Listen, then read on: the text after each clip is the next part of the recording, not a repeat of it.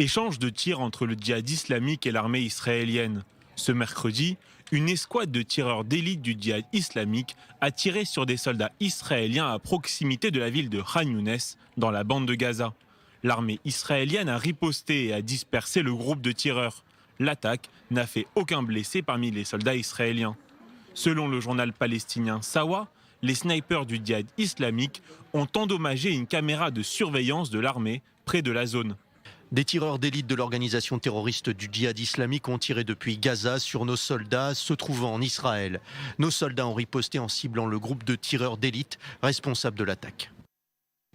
Des sources palestiniennes ont indiqué qu'un Palestinien avait été légèrement blessé lors de la riposte. Le djihad islamique palestinien, soutenu par l'Iran, est le deuxième groupe terroriste le plus puissant de la bande de Gaza, après le Hamas. En novembre, Israël a éliminé l'un des commandants du groupe terroriste, Baha Abu al-Atta. L'incident sécuritaire de ce matin intervient alors que l'Égypte tente d'apaiser les tensions entre le Hamas et l'État hébreu. Ce mardi, le bureau du coordinateur des activités gouvernementales dans les territoires a annoncé qu'Israël allait étendre la zone de pêche de la bande de Gaza de 10 à 15 000 nautiques et approuver 2000 permis de voyage supplémentaires pour les commerçants palestiniens, soit 7000 permis, un record depuis 2007.